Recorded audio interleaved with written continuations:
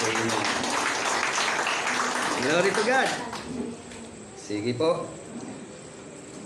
Tayo po tayong lahat bilang paggalang sa Ginoo sa Kanya pong mga salita na atin pong babalangkasin, pagbubulay-bulayan sa umaga pong ito.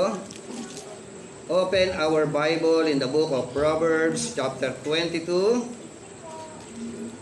from verse 1 hanggang verse 4. Kailangan natin sipatin yung pong mga talata po na ito. Dito po tayo iikot. Ano po? Tagalog version, Mabuting Balita Biblia, Kawikaan, Kapitulo 22, talatang 1 hanggang talatang 4. Mas mabuting piliin ang malinis na pangalan kaysa pilak at ginto o anumang kayamanan. Kay Yahweh ay pareho ang mayamat mahirap, pagkat siya ang may lalang sa kanilang lahat. Kung may dumarating na panganib, ang matalino'y nag-iingat, ngunit di ito pansin ng mangmang, kaya siya'y napapahamak. Ang paggalang at pagsunod kay Yahweh at ang kapakumbabaan ay nagbubunga ng yaman, buhay at karangalan. Ang Diyos po ang siyang magpala ng Kanyang salita sa atin pong kalagitnaan. Tayo pong lahat ay yumuko at manalangin. Nagpapakumbaba kami sa iyo, Panginoon, at patuloy na nagpupugay sa iyo pong kabutihan sa amin pong mga buhay. Salamat po, Panginoon, dahil sobra-sobra mo na po kami pinagpala, Panginoon. At alam ko po, Panginoon, na ang iyo pong layunin, kami po ay patuloy na iyong pagpalain. Patuloy na biyayaan. Patuloy, Panginoon, na pagkalooban ng mga gantimpala sa buhay. Panginoon, habang binubulay po namin ang iyong mga salita, hayaan mo po, Santong Espiritu, ikaw ang siyang gumalaw, ikaw ang siyang kumilos sa amin pong kalagitnaan. Salamat po, Panginoon, sa basbas. Salamat, Panginoon, sa tagumpay ng gawain na ito mula kanina, Panginoon. Salamat at ikaw ang magbukas ng puso ng bawat isa sa amin. Gamitin mo lamang po ang iyong abang lingkod bilang daluyan ng iyong mga salita. Sa iyo po ang kapurihan, kaluwalhatian at kadakilaan.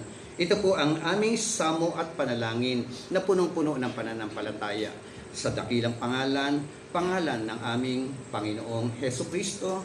Ang lahat ay magsabi ng Amen at Amen. Sige po, ibigay po natin minsan pa yun, the best clap offering to the Lord. Hallelujah. Yung para sa Panginoon. Amen. Pagkat ang Diyos na ating pinaglilingkuran ay karapat-dapat tumanggap ng papuri. Karapat-dapat tumanggap ng kaluwalhatian. Amen. Glory to God. Upo na po kayo habang ako po ay nakatayo.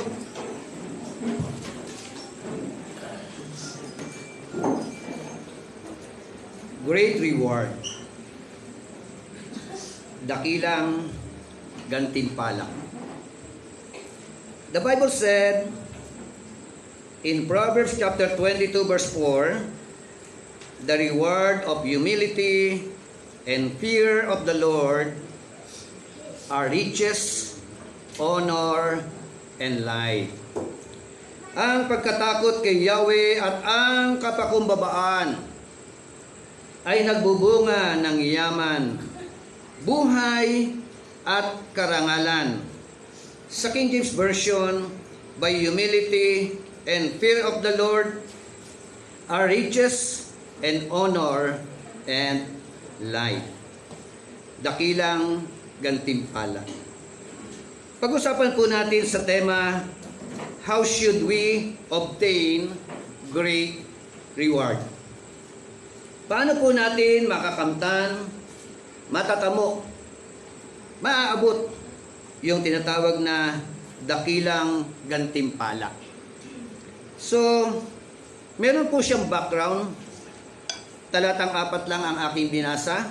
Pero makikita po natin from verse 1, verse 2, verse 3. Kung titingnan po natin, na ang sabi nga ng talatang 1, sa Tagalog version, mas mabuting piliin ang malinis na pangalan kaysa pilak at ginto o anumang kayamanan. Yan pa lamang po ay meron na po tayong mga lessons in life na po pwede po nating isaalang-alang sa atin po mga buhay.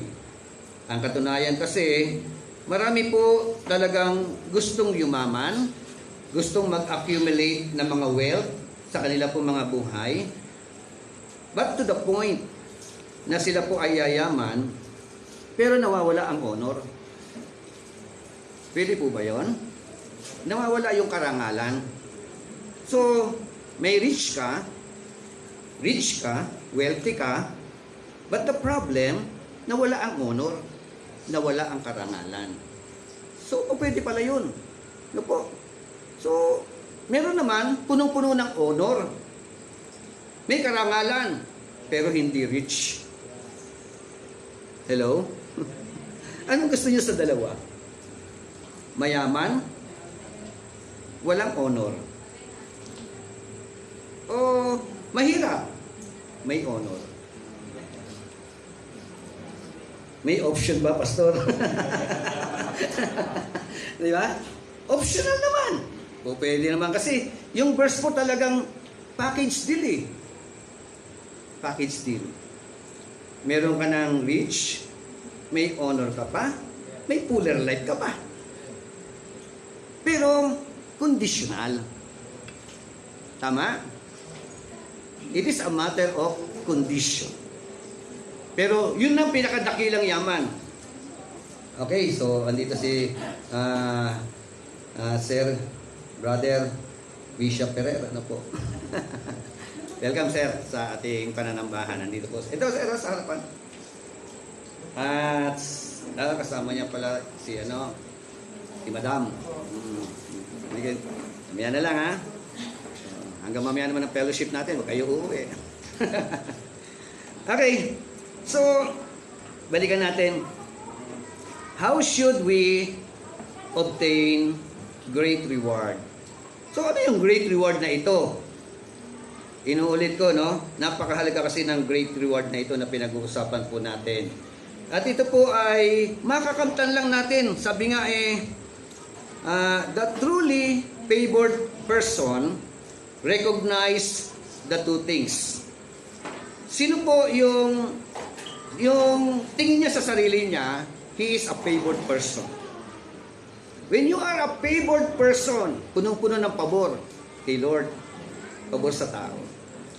He recognized two things. And what are the two things? He need to recognize for him, for you, to become a favored person. Sabi po diyan, the reward of humility. Amen? Amen. Humility and fear of the Lord. Dalawa lang pala. Humility, fear of the Lord. Kapakumbabaan, takot kay Yahweh. Amen? Yan tayo iikot sa dalawang bagay po na yan. So, sabihin mo nga sa katabi mo, bless ka na. Pero lalo kang pagpapalain ni Lord. Kung ang mga katangian na ito ay magiging katangian ng bawat isa sa atin. Amen po ba? Amen. So, what are the characteristics of a person obtaining this great reward? Yan ang pag-uusapan po natin. Una, be humble. Amen? By humility. Kailangan po talaga yung tinatawag na kapakumbabaan. Ang sabi po ng unang pangungusap sa English version, the reward of humility. Amen?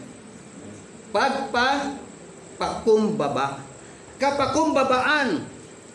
Ano po ang ibig sabihin ng kapakumbabaan o pagpapakumbaba? It is the disposition that makes us available to bless by God. Amen? Ito po yung pagtatalaga, paglalagay sa iyong sarili na ikaw ay nakahanda, na ikaw ay lalong pagpapalain o pagpalain ng ating Panginoon Diyos. Pwede yung palakpakan natin ang Panginoon for that. Glory to God.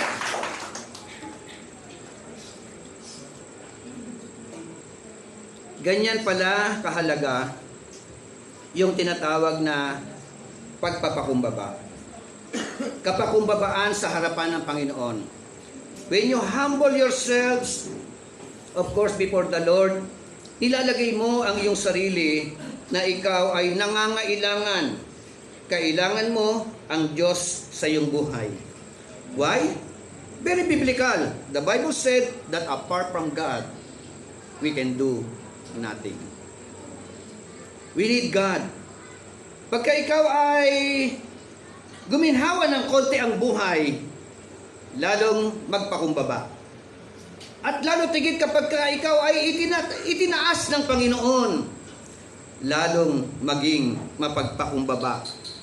Habang ikaw ay iniaangat ng Panginoon ang iyong buhay, sa bawat aspeto ng iyong buhay, lalong maging mapagpakumbaba.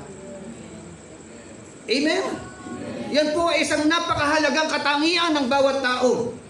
Na kapag kaganyan ang ating pong perception sa ating pong mga buhay, ang Diyos na nakakakita sa atin na tayo po ay nagiging mapagpakumbaba, lalo naman tayong itinataas ng ating mapagmahal na Panginoon Diyos. Ang masakit kasi, minsan, wala pa tayong naabot, sobrang yabang na natin. Tama? O kaya, meron ka naabot na kaunti, akala mo, wala ka ng pagbagsak. O para bagang kaisipan mo, hawak mo ang buhay mo, hawak mo ang lakas mo, everything that you have, you are in control. But that is not biblical. Ang katotohanan niyaan, ang Diyos ang siyang may control at siyang may hawak ng atin pong mga buhay at siya ang may kakayanan. Kung tayo po ay lubos na magtitiwala sa Kanya, lalo niya po tayong pasasaganahin, paaangatin ang atin pong mga buhay. Amen.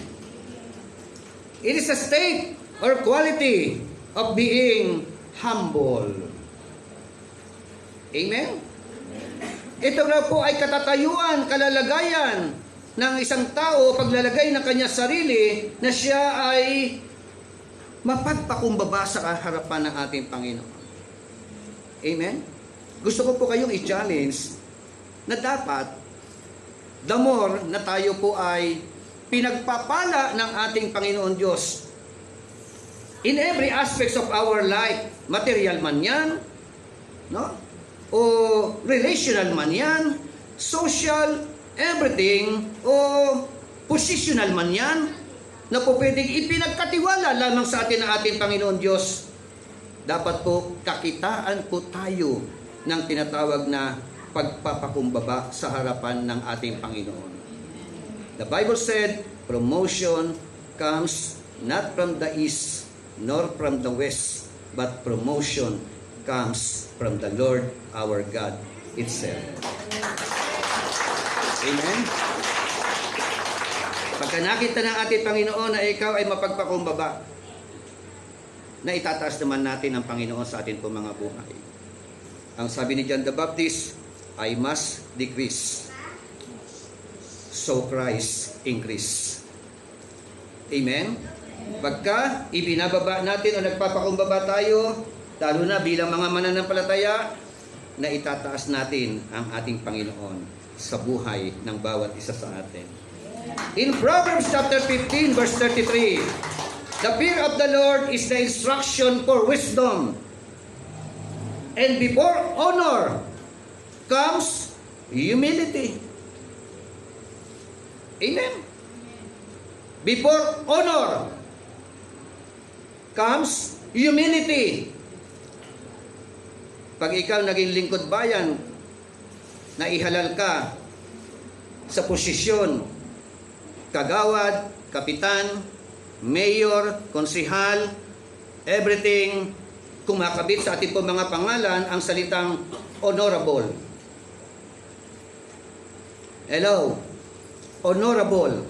So, honorable Kagawad Sammy Reyes. Diba? Honorable Kagawad Darrell Contapay. Honorable Kagawad Noel Kilingin. Honorable Kagawad Antonio Cabanta. Hindi ko lang alam kailan kaya ito si Brother Ferrer. Kailan pa ba ang plano?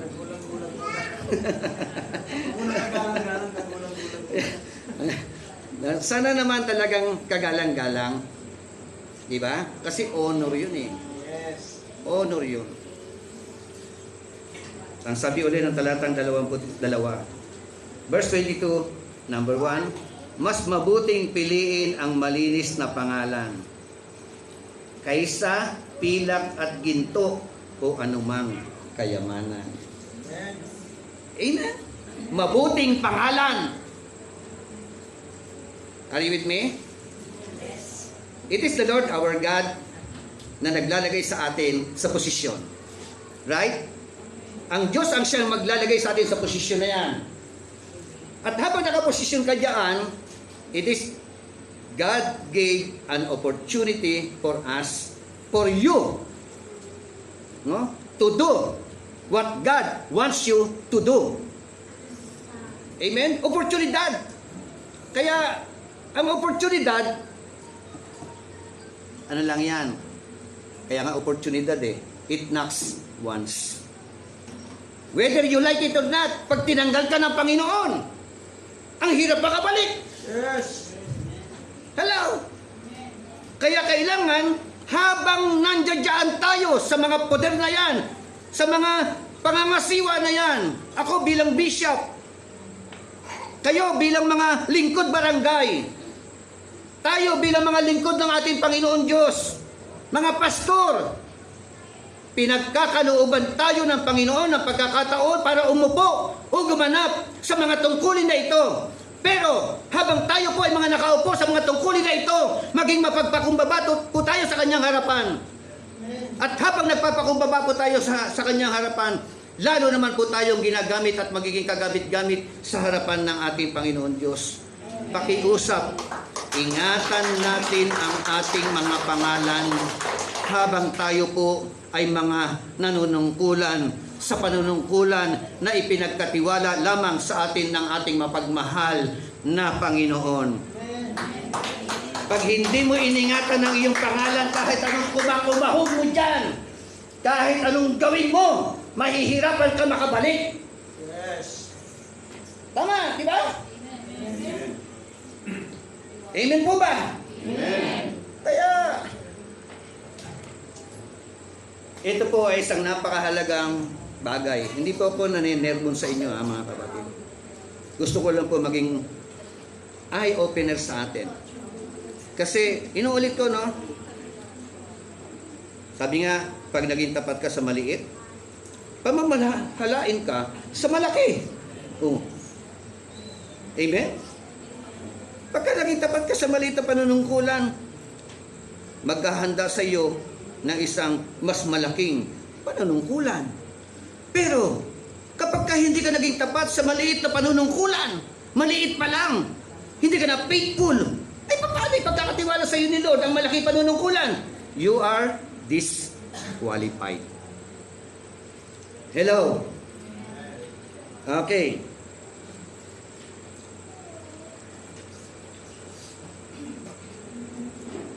The fear of the Lord is the instruction for wisdom. And before honor comes, humility. Bago na dumating ang tinatawag na honor, paggalang, respeto, nauuna ang humility. Amen? Hindi mo pwede sasabihin mo sa mga tao, "Uy, galang mo ako, respeto mo ako."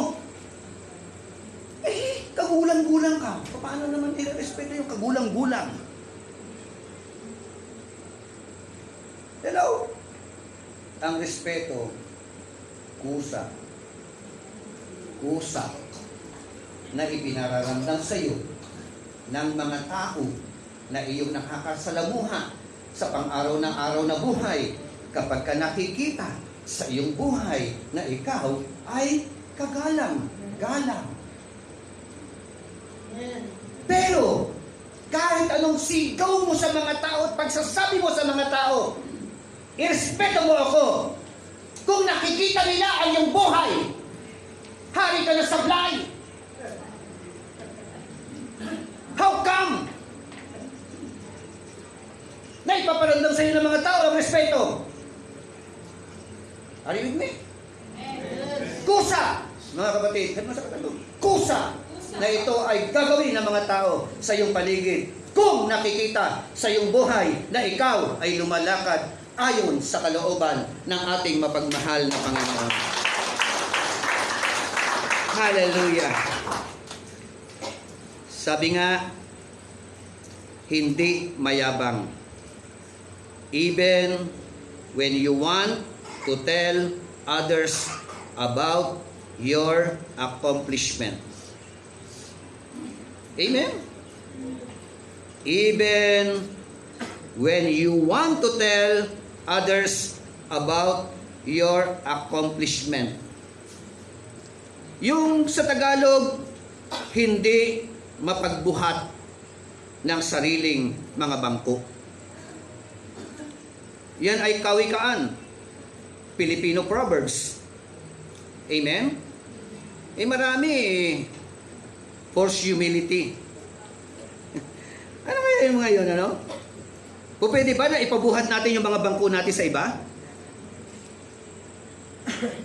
Hello? At meron ba mga ganyan na mga attitude? Na ipinabubuhat sa iba ang kanilang mga bangko?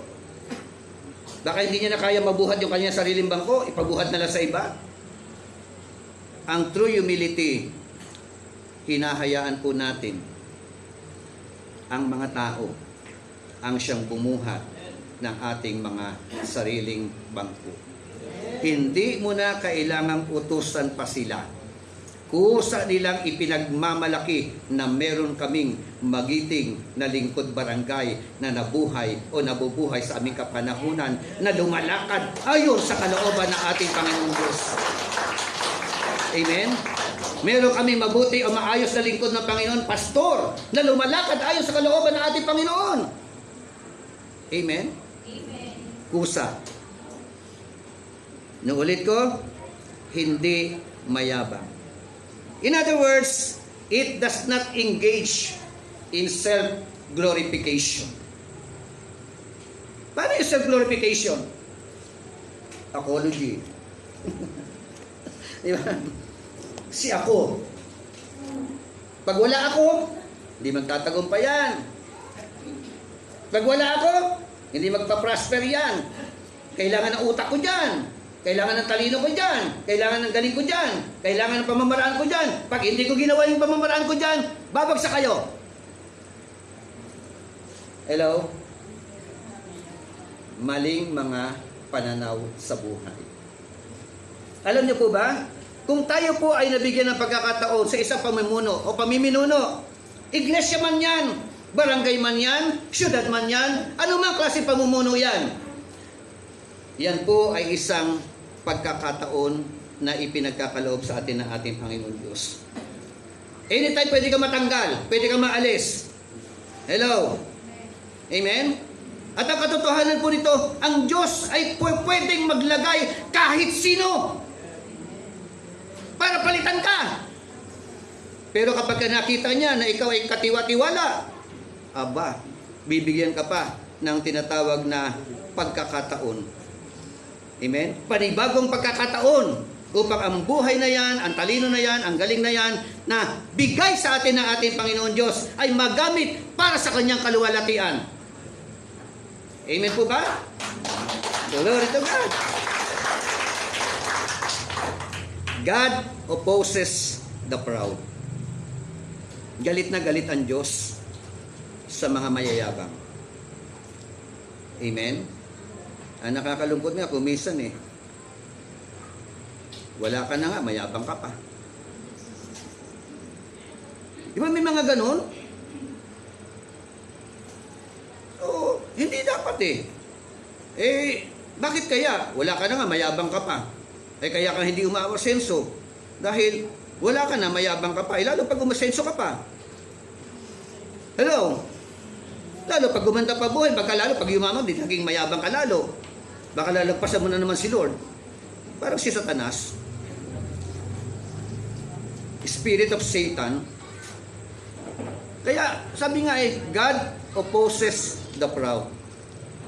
When you are proud, no? Pag ikaw daw ay prideful, galit sa iyo ang Diyos. Ayaw ng Diyos na ang sino man sa atin maging mayabang. No po, He opposes the proud.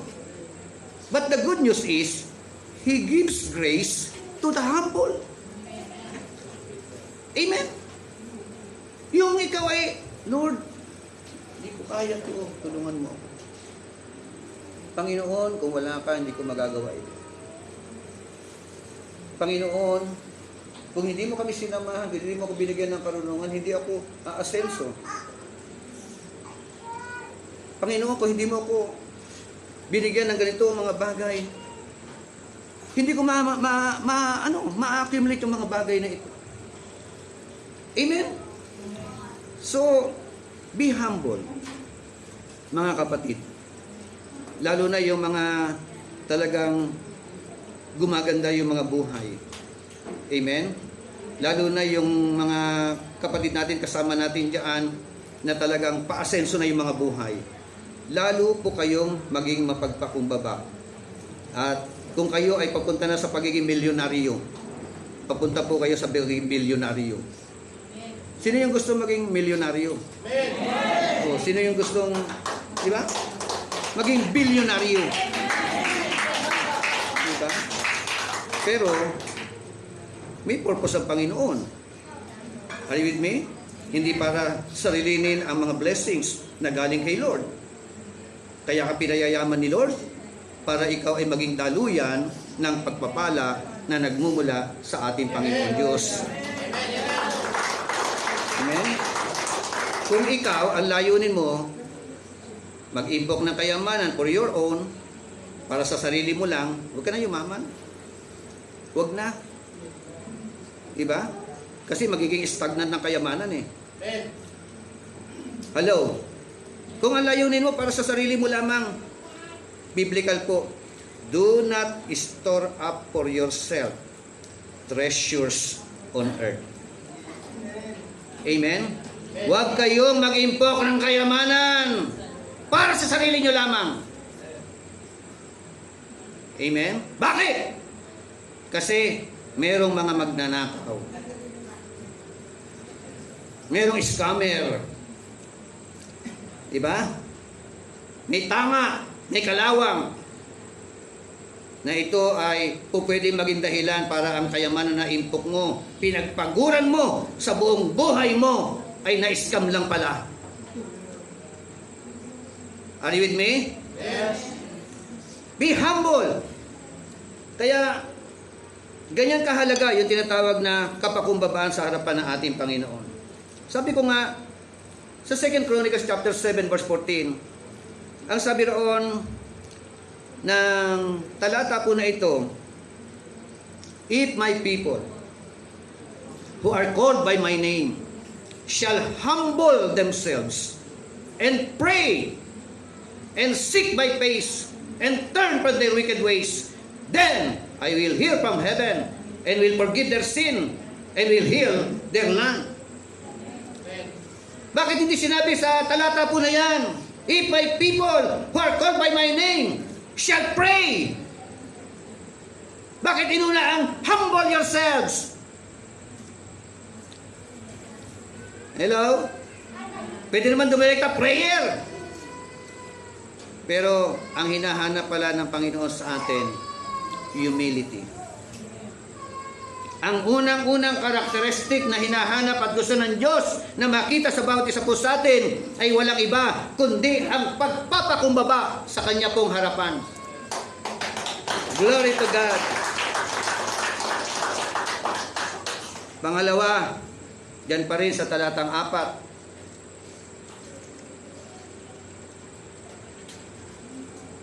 Tagalog,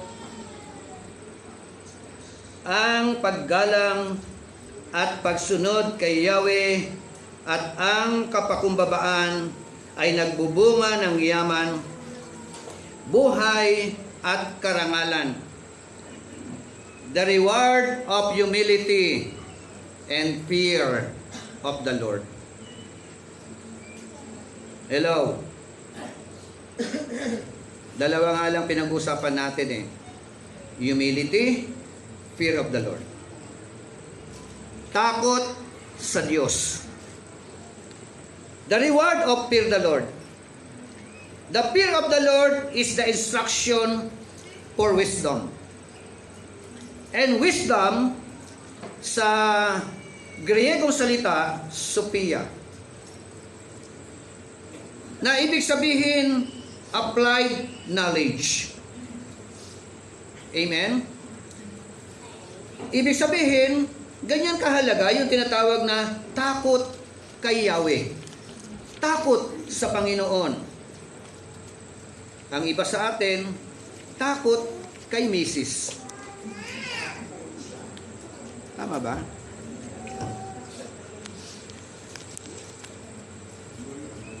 Ito si Mrs. bantay ng bantay sa atin. Birthday niya, Bishop. Right? Mawala lang ng konti, nag-iisip na kaagad ng kung ano-ano. Hallelujah. Tama ba? Birthday niya. O kaya vice versa. Ay, bakit? Vice versa. O kaya si lalaki rin. Di ba? Yung bang tinatawag na walang takot sa Panginoon. Di ba? Yung asawa niya naman, nawala lang sa kanyang paningin. Iniisip niya, may kausap ng iba.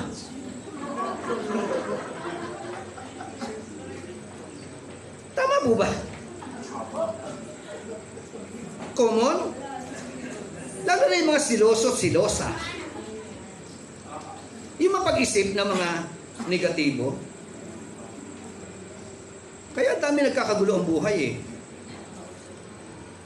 Alam niyo po ba, ganyan kahalaga yung takot sa Panginoon.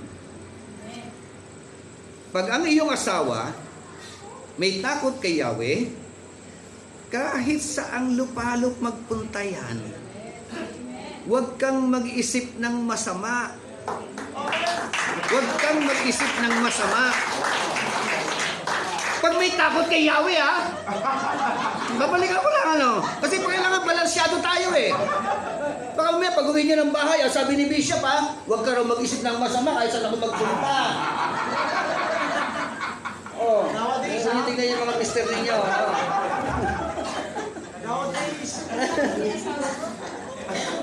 Hello. Siyempre, baka naman meron ka talagang ginagawa. Di ba? Pag may takot kay Yahweh, wala kang gagawing masama. Bakit? Kasi takot ka sa Panginoon na nakakita sa bawat hakbang mo.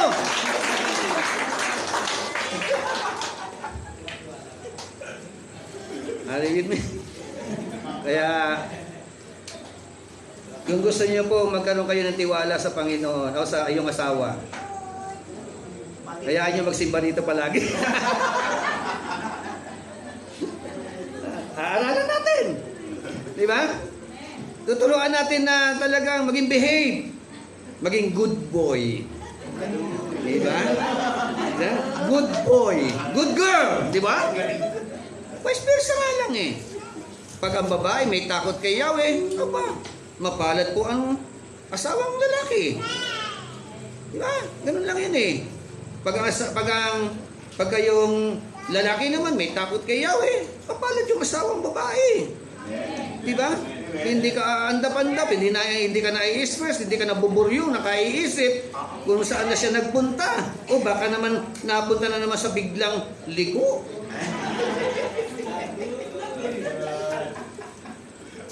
Hello? Fear of the Lord. Amen? Naalala ko lang si Joseph. Si Joseph po, man of God. Siya po ay napakagwapo. No? Matipulo, makisig. Dahil sa kanyang katangian na ito, na magandang lalaki, yung asawa ni Potiphar, nagkagusto sa kanya. Hello? At hindi lamang nagkagusto sa kanya, abay, gumawa ng mga hakbang at paraan para matukso niya. Ito si Joseph. Maliligo, talagang katagal-tagal maligo, lahat. Pagkatapos, paglabas niya, magbibihis, magpapabango, maliligo ng pabango. No? At pagkatapos, maligo ng pabango, lalapit kay Joseph. Hindi lamang lalapit na ipapaamoy yung kanyang bango meron pang bulong. Ano yung bulong? Joseph, sipingan mo ako. Naku, hindi pwede kayo. Pwede kayo sa mga kalalakihan sa ating kapanahunan? Merong napakagandang babae na magpaparamdam sa iyo. At pagkatapos, direct to the point. No? Banggitin yung pangalan mo, sipingan mo ako.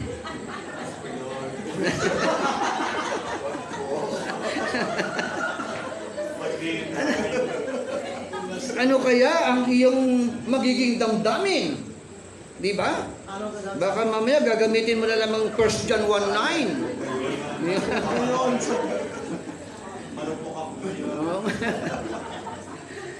Glory to God. Fear of the Lord. Ganyan po kahalaga ang takot kay Yahweh. Ganyan po kahalaga ang takot sa Panginoon. Kaya kapag ka ang inyong may bahay ay nagkaroon ng takot sa Panginoon, you are so very, very blessed. Amen? You're so blessed. Kaya ipag-pray ninyo. Ilihas ninyo yung asawa ninyo. Ipanalangin kay Lord. No? Amen. So, ganyan kahalaga. Kasi ito po ay dalawa lang pala. Humility, fear of the Lord. Ito po ang paghahanda ng tao na ito for another level of blessing. Amen? Take note, ano ang mga blessing? Yung pangatlong puntos po.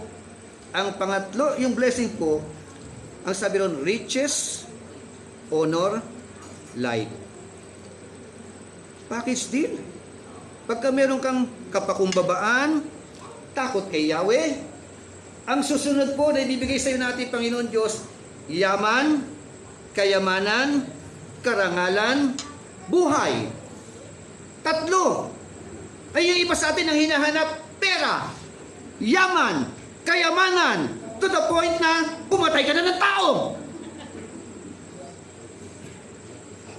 Right? Hinahanap ang karangalan. Makuha mo lang ang karangalan, maapakan mo na yung ibang mga tao. Masiraan mo ang buhay ng ibang mga tao. Mali. Di ba? By hook or by crook. Karamihan ng mga tao, ito ang kanilang mindset. Marami po nasisira ang buhay dahil nga gustong kayamanan. Hindi po masama ang kayamanan, mabuti ang kayamanan. Mabuti ang yumaman. Amen? Pero sabi po ng Biblia, yung pagkatakot o yung yaman na meron tayo, kung ito man ay may kaakibat na walang pagkatakot sa Panginoon, ito po ay nagdudulot ng kasiphayuan sa atin po mga buhay. Balikan ko lang po ang verse 20 ng talatang ng kapitulo 22, talatang 1, sabi po sa Tagalog version, mas mabuting piliin ang malinis na pangalan. Amen? Honor. Mas mainam daw pong piliin niyaan. Kaysa yaman, kaysa ginto, o anumang kayamanan. Amen? Kaya, hindi po lamang yaman ang gusto ng Diyos ibigay sa atin. Kung yayaman ka nga, take note na mawawala ka sa Panginoon. isang masakit na karanasan. Marami pong mga yumayaman nawawala kay Lord. Marami pong gumiginhawa ang buhay nawawala sa paglilingkod sa Panginoon. Dapat po, habang yumayaman ka, lalo kang magkukumapit sa Panginoon. Lalo kang maglilingkod sa Panginoon upang sa ganon, lalo naman pag-iibayuhin ng Panginoon Diyos na ikaw ay paginhawahin ang buhay dahil ikaw ay nagiging instrumento ng Panginoon, na ikaw ay isang talagang great testimony na ikaw ay guminhawa lalo na ikaw ay naglingkod sa Panginoon. Amen. Reward. Pangatlo po, by expecting great reward. And what are these great reward? The great reward, dito po, riches, honor, and life. Amen? Hindi lang po ito yung kaligtasan punta ng langit. Dito pa lamang po sa mundo, habang nabubuhay po tayo, kung ikaw ay merong humility at merong takot kay Lord, yung tatlong bagay po na ito, ako'y naniniwala, po pwede natin itong maranasan. Amen? Ikaw ay pasasaganahin ng Diyos ang iyong buhay. Giginhawa ang iyong buhay. Ang sarap po mabuhay habang nabubuhay po tayo sa mundo na ito, na maalwan ang atin po mga buhay. Amen? Kasi po, malaya natin magagawa kung ano gusto ipagawa ng ating Panginoon. Ang masakit, guminhawa ang buhay mo, hindi ka naman malayang gumagawa para suportahan ang gawain ng Panginoon. Nakita niyo yung kaibahan? Kaya, lagi ko sinasabi, ang pinaka-bottom line ng layunin ng Panginoon Diyos for you to become blessed or a blessed person is for you to become a channel of God's blessing.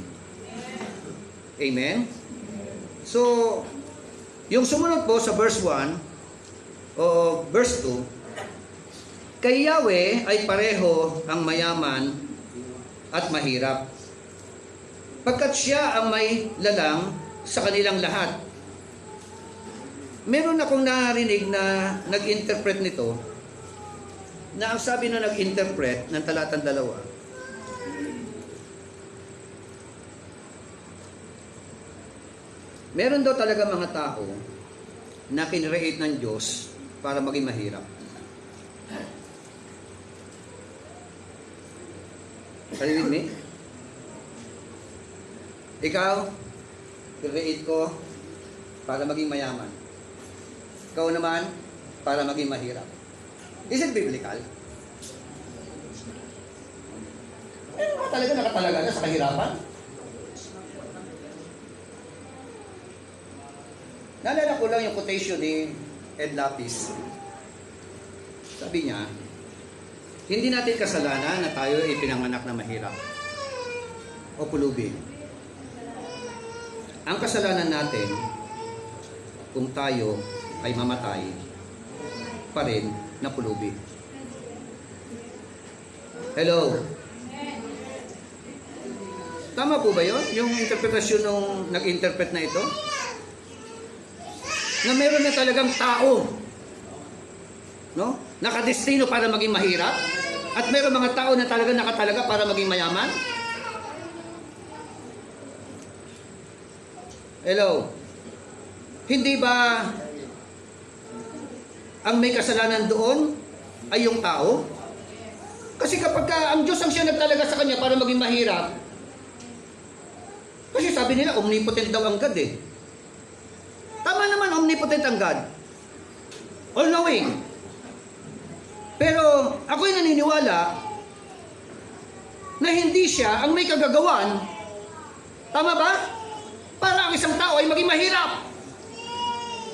Naunawaan po ba natin? Debatable kasi ito. Di ba?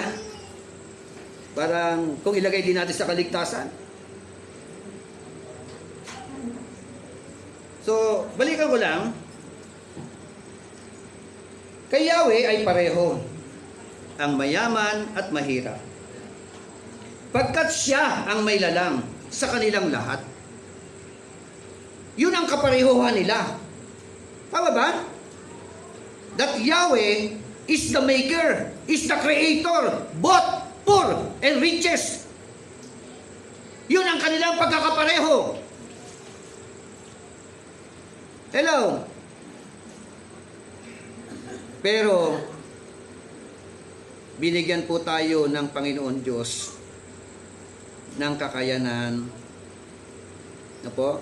Deuteronomy chapter 18, it is the Lord our God that gave to each every one of us. Pwede natin i-claim yun eh. Although sa Israelita yun. No?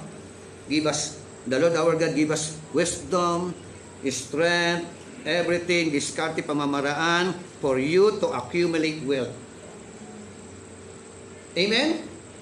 Pero in spite of that, hindi po tayo maging proud sa ating pong mga sarili. Kaya ako yumaman, kaya ako naging ganito dahil nga madiskarte ako, maparaan ako, matalino ako, magaling ako, gumigising ako ng maaga, everything, hard worker ako. Hindi po natin dapat ipagmalaki sa harapan ng ating Panginoon ang mga bagay na yan. Amen? Pero, inuulit ko, may gampanin ka talaga para ikaw ay guminhawa ang iyong buhay. Amen.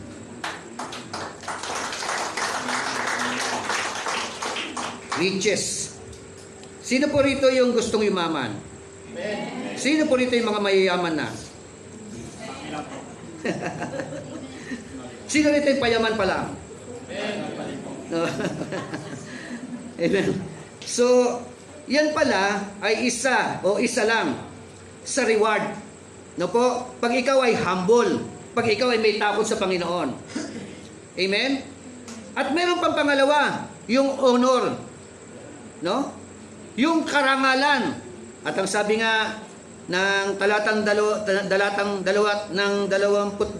chapter 22, verse 1, and before honor comes humility. So, sabi po ng Ecclesiastes chapter 7, verse 1, a good name is better than precious ointment. Ang mabuting pangalan ay higit pa sa mamahaling pabango. Amen? Kumusta po kaya pagka binabanggit ang ating po mga pangalan? Pag narinig na ibang tao, mabango po kaya ang pangalan ng bawat isa sa atin? Amen? It depends upon kung paano ka nabubuhay at namumuhay sa atin pong kapanahunan. Tapos yung isa pa, life.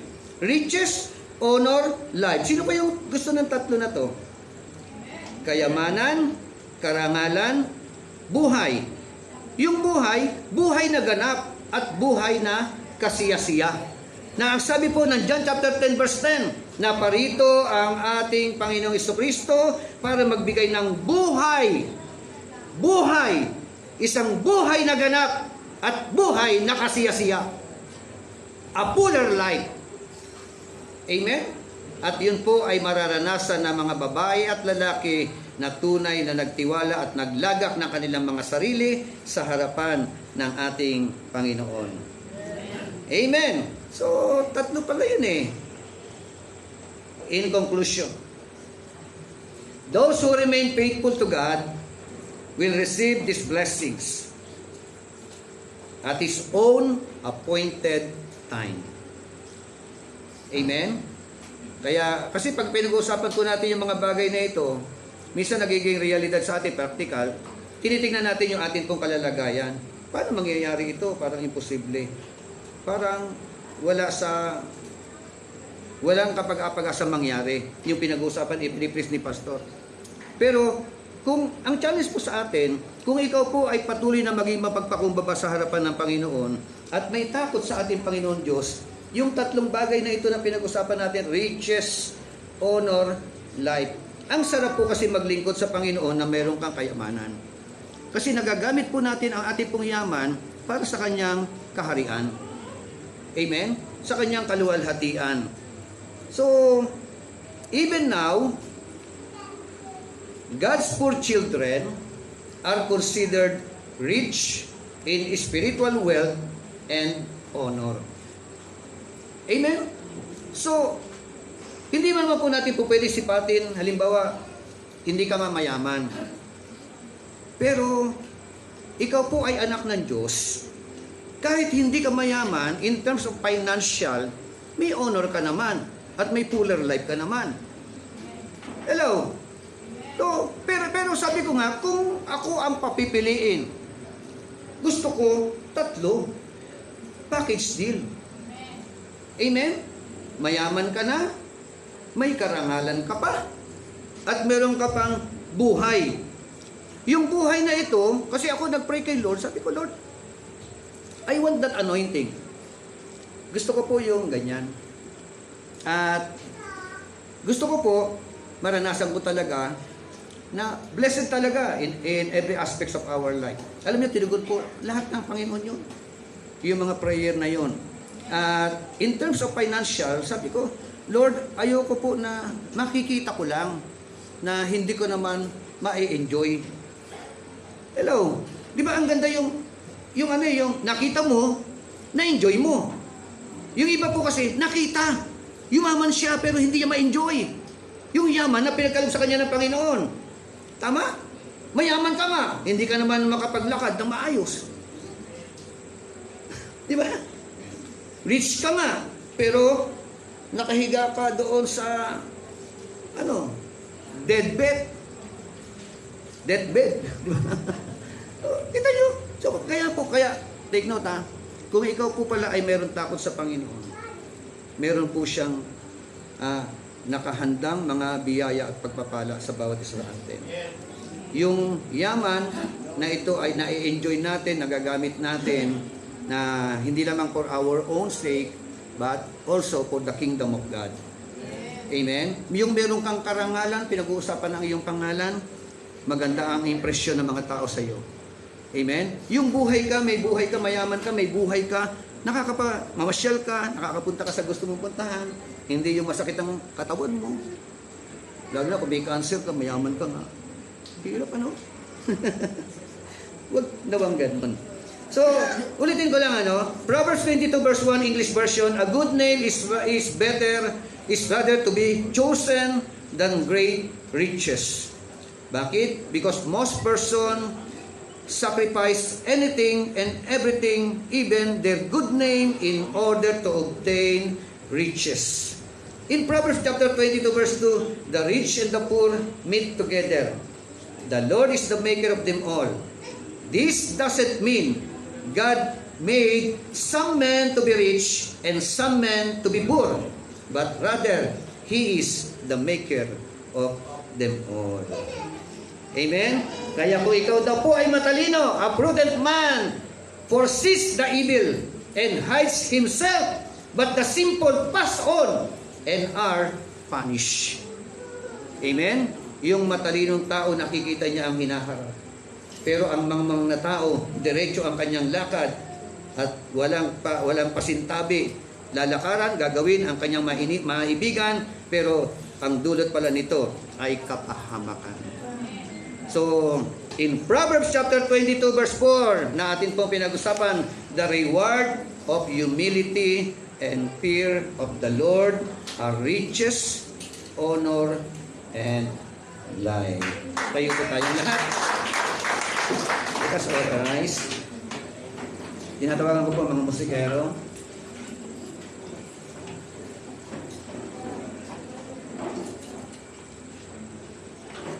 Glory to God. Salamat po, Panginoon, sa umaga pong ito. Salamat sa mga aral na amin pong napakinggan, narinig. Salamat sa mga paalaala sa bawat isa po sa amin. Thank you so much, Lord. At ang salita mo, Panginoon, in the book of Proverbs chapter 22, it reminds us, Lord, for us to humble ourselves before you. Ano man po ang amin po mga naabot, ano man po ang amin po mga naipundar, ano man po ang amin po mga achievements in life, Lord, hayaan mo po, Panginoon, na kami po ay iyong pong masumpungan na nagpapakumbaba sa iyong harapan. Thank you so much, Lord, for riches, for honor, for life, Panginoon. Hayaan mo po na ito po, Panginoon Diyos, ay ma-enjoy po namin habang kami po ay mga nangabubuhay pa dito po sa mundo po na ito. Siyasatin mo po kami, Panginoon.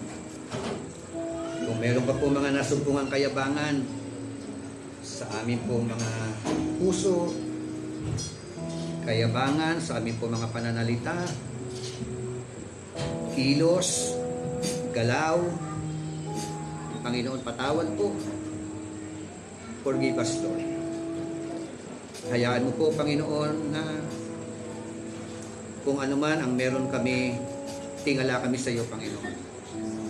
Kilalanin ka namin that you are the rewarder of everything that we have. Lord, thank you so much na ma-enjoy po namin ang lahat ng mga bagay na ito. Tulungan mo rin po kami, Panginoon, na habang nabubuhay sa mundo na ito, pahalagahan po namin ang aming pong karangalan. Pahalagahan po namin ang aming pangalan. Ingatan po namin ang aming pong pangalan. Lord, maiingatan po namin ang mga bagay na ito kung kami po ay magkakaroon ng banal na pagkatakot sa iyo.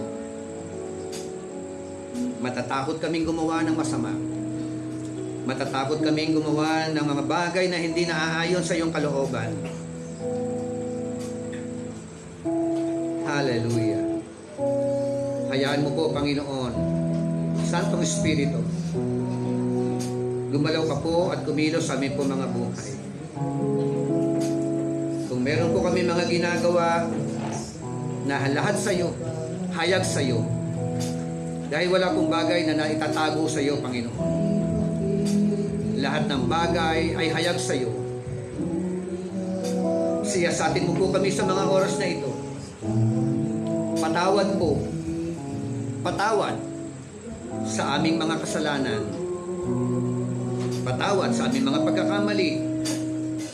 Patawad, Panginoon, sa mga hakbang na nagawa po namin na nasiphayo ang iyong kalooban sa buhay namin.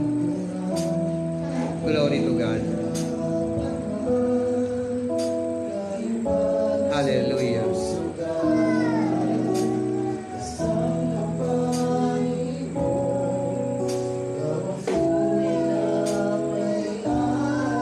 Pwede po bang itaas natin ating mga kamay sa presensya ng Panginoon? At habang nakataas ang iyong mga kamay sa presensya ng Panginoon, it is the Lord our God, His very presence in our midst. Ang Diyos Espiritu Santo ay nasa atin pong tabi, nasa atin pong kalagitnaan. Ang ating Panginoon ay sinlapit lamang na isang taus-pusong pananalangin. Isang usal, paglalahad ng iyong damdamin. At hindi nagkataon na ikaw'y nakatayo ngayon sa harapan ng ating Panginoon Diyos. Because the Lord our God is a God of purpose.